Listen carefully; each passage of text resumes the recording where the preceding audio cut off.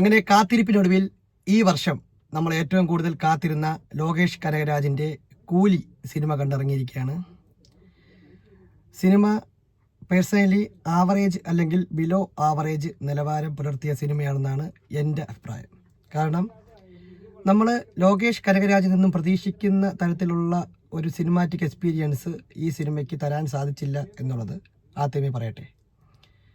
ഏറ്റവും പ്രധാനപ്പെട്ട കാര്യം, നമ്മൾ ഒരു രജനീകാന്ത് സിനിമ അല്ലെങ്കിൽ നമ്മളൊരു ലോകേഷ് കനകരാജ് സിനിമ കാണാൻ പോകുമ്പോൾ സ്വാഭാവികമായിട്ടും ഒരുപാട് എക്സ്പെക്റ്റേഷൻസ് കാണും. കാര്യം കൈദി, മാനഗരം, വിക്രം പോലെയുള്ള സിനിമകളൊക്കെ, ഗംഭീരമായ സിനിമകളൊക്കെ ചെയ്ത ലോകേഷ് രജനീകാന്തിനെ പോലെ ഇന്ത്യയിൽ തന്നെ ഏറ്റവും വലിയ സ്റ്റാർ വാല്യുള്ള ഒരാളെ വെച്ച്, അല്ലെങ്കിൽ സ്റ്റൈൽ മനൻ എന്നൊക്കെ വിളിക്കാവുന്ന ഒരാളെ വെച്ച് സിനിമ ചെയ്യുമ്പോൾ സ്വാഭാവികമായും നമ്മൾ പ്രതീക്ഷിക്കുന്ന ഒരുപാട് ഫാക്ടേഴ്സ് അവിടെ ഉണ്ട്. ആ ഫാക്ടേഴ്സിൻ്റെ ഭീകരമായ മിസ്സിങ് ഈ സിനിമയിലുണ്ട്. ഒന്നാമത്തെ കാര്യം, രജനീകാന്തിനെ കൊണ്ട് പഴയതുപോലെ പണ്ട് കാണിക്കുന്ന രീതിയിൽ അരുണാചലം അല്ലെങ്കിൽ അണ്ണാമലൈ അല്ലെങ്കിൽ പടയപ്പ, ഭാഷ, അതിലൊക്കെ കാണിക്കുന്ന തരത്തിലുള്ള ഒരു സ്ക്രീൻ പ്രസൻസും ഒരു മാസും പുള്ളിക്കാരന് അത് പ്രായത്തിൻ്റെതാവാം. ഈ പ്രായത്തിൽ അങ്ങോട്ട് പുള്ളപ്പ് ചെയ്യാൻ പറ്റുന്നില്ല എന്നുള്ളതാണ് ഒരു ഏറ്റവും വലിയ വസ്തുത.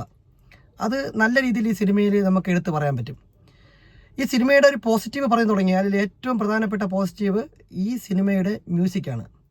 മ്യൂസിക് ആൻഡ് BGM അനിരുദ്ധ് അതിഗംഭീരമായ രീതിയിൽ തന്നെ ചെയ്തിട്ടുണ്ട് എന്ന് പറയാതിരിക്കാൻ പറ്റില്ല. പിന്നെ രജനീകാന്തിനോടൊപ്പം തന്നെ മറ്റുള്ള കാസ്റ്റ് ആൻഡ് ക്രൂ അത്യാവശ്യം നല്ല പെർഫോമൻസ് ആയിരുന്നു. ഫോർ എക്സാമ്പിൾ, നമ്മുടെ സൗബിൻ നല്ല പെർഫോമൻസ് ആയിട്ട് തോന്നി. സൈമൺ ആയിട്ട് അഭിനയിച്ച നാഗാർജുന അതിഗംഭീരമായ പെർഫോമൻസ്, പക്ഷേ റോളിനെ പറ്റിയൊക്കെ അങ്ങോട്ട് പറയാം.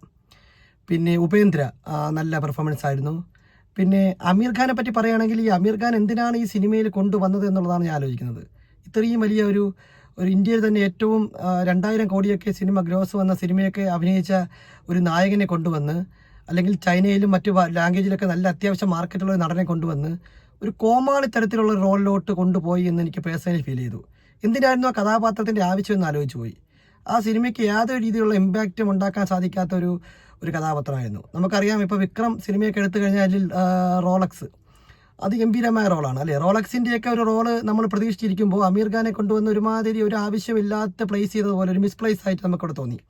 അപ്പോൾ അമീർ ഖാൻ്റെ ലുക്കും ഈ പറഞ്ഞ പോലെ പുള്ളിക്കാരൻ്റെ ആ ഒരു പ്രസൻസ് ഒക്കെ ഓക്കെയാണ്. പക്ഷേ എന്തിനാണ് അമീർ ഖാൻ ഈ സിനിമയിൽ എന്ന് നമുക്ക് തോന്നിപ്പോയി.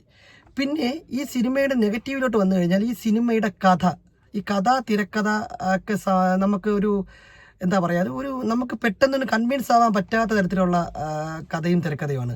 അതിലോട്ട് വന്നു കഴിഞ്ഞാൽ സ്പോയിലർ ആവാൻ സാധ്യത ഉള്ളതുകൊണ്ട് അതിനെപ്പറ്റി കൂടുതലായിട്ട് ഞാൻ വിശദീകരിച്ച് പറയുന്നില്ല. എങ്കിലും നമ്മൾ ഈ പറഞ്ഞ പോലെ ആ കഥയിൽ പല കാര്യങ്ങൾ തമ്മിൽ കണക്ട് ചെയ്യാൻ ചെറിയ രീതിയിലുള്ള ബുദ്ധിമുട്ടുണ്ടായിട്ടുണ്ട്. ഒരു എക്സാമ്പിൾ നമുക്ക് പറയുകയാണെങ്കിൽ, സത്യരാജ് അവതരിപ്പിച്ച കഥാപാത്രം, രജനീകാന്ത് അവതരിപ്പിച്ച കഥാപാത്രം ഇവർ സുഹൃത്തുക്കളാണെന്ന് പറയുന്നു. അപ്പോൾ ഇവർ സുഹൃത്തുക്കളാണെന്നുള്ളതിലുള്ള കൂടുതൽ ഫ്ലാഷ് ബാക്ക് സീനുകളും മറ്റും കുറച്ചും കൂടി ഉൾപ്പെടുത്തിയിരുന്നെങ്കിൽ ഈ കാണുന്ന പ്രേക്ഷകർക്ക് ഒരു പരിധി വരെ അത് കൺവിൻസിംഗ് ആയി തോന്നിയെന്ന് എനിക്ക് തോന്നി. പിന്നെ ഈ സിനിമയിൽ എടുത്തു പറയേണ്ട മറ്റൊരു കാര്യം എന്ന് വെച്ച് കഴിഞ്ഞാൽ, ഇത് നമ്മുടെ ഡി ഏജിങ് സിസ്റ്റം വെച്ച് ഒരുപാട് സീനുകൾ ക്രിയേറ്റ് ചെയ്തിട്ടുണ്ട്. എസ്പെഷ്യലി ക്ലൈമാക്സ് കൊണ്ട് എടുക്കുമ്പോൾ അല്ലെങ്കിൽ ഫസ്റ്റ് ഹാഫിലൊക്കെ എടുക്കുമ്പോൾ ഡി ഏജിങ് വെച്ചുള്ള രജനീകാന്തിൻ്റെ ഒരു 40-40 വർഷം മുമ്പുള്ള രജനീകാന്ത്, ഒരു 1982-86 കാലഘട്ടത്തിൽ രജനീകാന്തിൻ്റെ ലുക്ക് പിടിച്ചുള്ള കുറച്ച് പരിപാടി ഈ സിനിമയുടെ ഒരു പുതുമയായിട്ട് തോന്നി. പിന്നെ ലോകേഷിൻ്റെ ചില സ്ഥിരം സിനിമകളിൽ കാണുന്നത് പോലെ തന്നെ ഒരു ഫൈറ്റ് നടക്കുമ്പോൾ ഒരു പഴയ പാട്ട് വെച്ചിട്ടുള്ള ഒരു പരിപാടി, അതെല്ലാം ഈ സിനിമയിൽ ലോകേഷ് ഫോളോ ചെയ്യുന്നുണ്ട്. പിന്നെ എടുത്തു പറയേണ്ടത് സ്റ്റണ്ട് അത്യാവശ്യം കൊള്ളായിരുന്നു. നമുക്ക് മൊത്തത്തിൽ നോക്കുമ്പോൾ ഈ പറഞ്ഞതുപോലെ തന്നെ ഒരു പരിധി വരെ നമുക്ക് എൻജോയ് ചെയ്യാൻ പറ്റും. തിയേറ്റർ എക്സ്പീരിയൻസ് കിട്ടിയ രീതിയിലുള്ളൊരു സ്റ്റണ്ടായിരുന്നു അവിടെ നമുക്ക് കാണാൻ സാധിച്ചത്. ആകെ മൊത്തത്തിൽ പറയുമ്പോൾ ഈ സിനിമാറ്റിക് എക്സ്പീരിയൻസ് വെച്ച് നോക്കുമ്പോൾ നമുക്ക് ഒരുപാട് പോരായ്മകൾ കാണാൻ സാധിക്കും. ഇപ്പോൾ തിയേറ്ററിൽ തന്നെ അവസാനമൊക്കെ ആളുകൾ ഇത് ചിരിക്കുന്ന കണ്ടു. അമീർ ഖാനൊക്കെ വന്നപ്പോഴും അതുപോലെ നാഗാർജുനയുടെ അവസാനത്തെ സീനുകളൊക്കെ കണ്ടപ്പോൾ തിയേറ്ററിൽ കൂട്ടച്ചിരി മുഴങ്ങുന്ന രീതിയിലുള്ള ഒരു അവസ്ഥയോട്ട് പോയി. ഇത് കേരളത്തിൽ എത്രത്തോളം ഈ സിനിമ വർക്കാവും എന്നുള്ളത് പറയാൻ പറ്റില്ല. പക്ഷേ തമിഴ്നാട്ടിൽ ഒരു പക്ഷേ ചിലപ്പോൾ വർക്കാവും. കാര്യം തമിഴ്നാട്ടിലെ രജനീകാന്തിൻ്റെ ഫാൻസിന് അല്ലെങ്കിൽ ഓഡിയൻസിന് ആഘോഷിക്കാനുള്ള ചില വക ഈ സിനിമ നൽകുന്നുണ്ട്.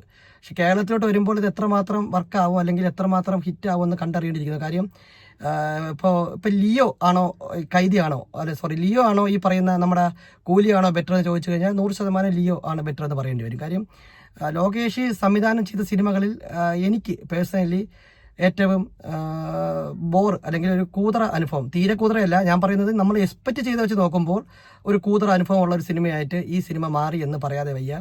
ലോകേഷിൻ്റെ ഫിലിമോഗ്രഫി എടുത്ത് നോക്കുകയാണെങ്കിൽ പേഴ്സണലി എനിക്ക് മാനഗരം മുതൽ അല്ലെങ്കിൽ വിക്രം, കൈദി, മാസ്റ്റർ വരെ അല്ലെങ്കിൽ ലിയോ, അതെല്ലാം നമുക്കൊരു പരിധി വരെ നമുക്ക് തിയേറ്റർ എക്സ്പീരിയൻസ് എൻജോയ് ചെയ്യാൻ പറ്റിയ സിനിമയാണ്. അങ്ങനെ വെച്ച് നോക്കുമ്പോൾ ഇത് പ്രത്യേകിച്ച് സെക്കൻഡ് ഹാഫ് നമുക്ക് ചെറിയ ലാഗും അങ്ങനെയൊക്കെയുള്ള കാര്യങ്ങൾ ഫീൽ ചെയ്തുകൊണ്ട് തന്നെ ആകെ മൊത്തത്തിൽ പറയുമ്പോൾ ഒരു ശരാശരി ആദ്യ പകുതി ശരാശരിയും രണ്ടാം പകുതി ശരാശരിക്ക് താഴെയും നിൽക്കുന്ന ഒരു ബിലോ ആവറേജ് നിലവാരം പുലർത്തിയ മൂവി ആയിട്ടാണ് എനിക്ക് ഈ സിനിമയെ പേഴ്സണലി ഫീൽ ചെയ്തത്.